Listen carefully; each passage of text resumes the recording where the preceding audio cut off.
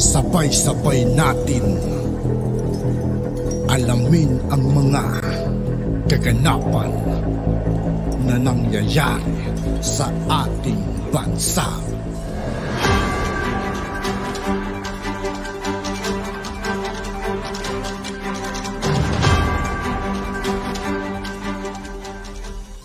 Yo, what's up mga kaibigan? This is I2K po again. Ngayon nandito ulit tayo sa channel ni Banat News Updates. Dito ulit tayo magbibigay ng komento at reaksyon. Kaya samahan nyo ako guys. Let's go! Tapan natin ngayon, ito po, no, yung kumakalat po, yun pong sinabi ni First Lady Lisa Araneta Marcos tungkol po sa ating VP Sara na bad shot na yan sa akin. Dito po muna tayo sa sinabi po. Hindi naman pong ganong importante pero makikita po natin, ito po yung pakiramdam siguro. Siguro lang.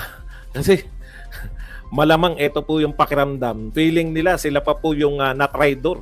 Feeling nila sila pa po yung inaapi, no, ni VP Sara Duterte. Ang pahayag po nito ni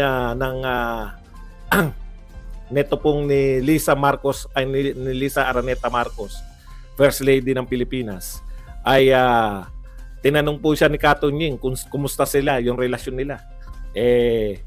Sabi niya po, okay naman na, lagi naman akong sa kanya, no? I'm always good to her ba?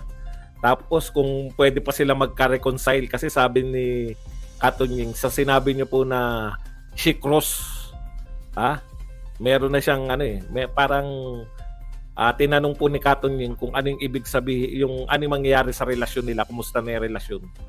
Yun na nga, naglitanya na po to si First Lady na ang sinasabi po niya bad shot. Hindi ko gaano mind kung bad shot na siya sa akin o bad shot na yan. Parang naglalaro lang ng bilyaran, no? Parang naglalaro lang ng bilyaran.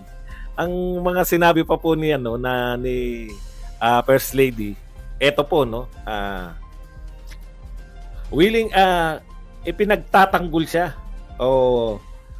ipinagtatanggol siya ni President, o willing siyang ipagtanggol ng presidente, tapos very close sila, pareho silang tumakbo, no? Yun yung mga litanya niya na babangon tayo muli, di ba? Tapos ang sinabi pa niya, ito po yung pinakamalupit sa lahat. Tapos aattend siya ng rally doon sa mga taong nagsasabi na ang presidente ay bangag. More or less, ganyan yung sinasabi ni Lisa, no? Parang may mali yata sa timeline. Hindi ko po alam kung bakit po naisipan nila na nagsimula doon yung dapat ikagalit nila kay Sara Duterte, nagsimula doon sa pag-attend niya ng rally. Talaga ba? Alam ko yung umalis hindi ko alam kung tama yung recollection ko. Yung nung umalis si Pangulong Marcos, nung umatin si Sara Duterte, VP Sara, ang alam ko hindi na sila good. Di ba? Hindi na po kayo good noon. Nagkaisnaba na, alam ko si First Lady at si VP Sara. Kaya imposible po na yun po yung dahilan. Kailan lang po yun Alam niyo po, kailan lang po yung rally na umatin si VP Sara? Kung hindi ako nagkakamali, yan yung rally ng kailan ba sinabi yan? Dito ba sa yung sa rally sa mga rally ng Kibuloy? O kahit po yung rally ng naunang Maisog. Nauna pa rin po, kaya nga po nagkaroon ng Maisog, hindi po ba? Sana inaayos natin yung timeline natin, no? Yung mga sinasabi nyong rally, kaya po nagkaroon ng mga serye ng Maisog rally at saka nagkaroon po nitong Kibuloy rally. Dahil po ayon sa Davao, yun na nga yun Bakit ba nagkaroon ng mga rally sa Davao? Bakit ba nagalit sila Pangulong Duterte? Hindi ba yan yung direktang epekto ng paninira ninyo, pagtira ng pinsan ni Pangulong Marcos, ng mga congressman?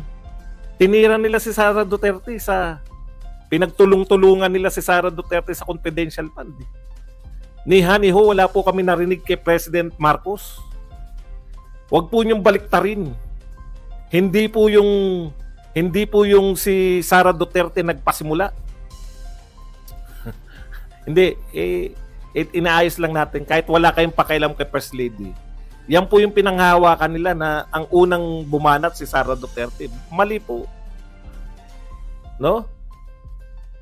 Kasi yung tambaluslos, naalala nyo kung ibabalik nila na nagsalita, may dahilan yun eh.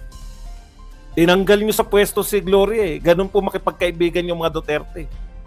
Kahit na nga si Gloria, hindi na sila pinanigan ngayon. Di ba? May pinagmulan po rin kahit yung pagsasabi ng tambaluslos kung yun po yung uugatin nyo pa. Nauna po na may ginawa si Martin, tinanggal niya sa pwesto si Gloria Macapagal Arroyo na inaakala ng mga Duterte nakakampi nila.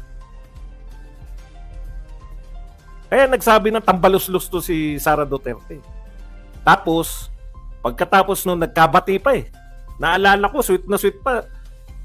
Humawak pa sa braso ni Martin si Sara Duterte. Isang beses na hinatid nila si Pangulong Marcos eh. Very sweet eh. Yung very sweet na yun.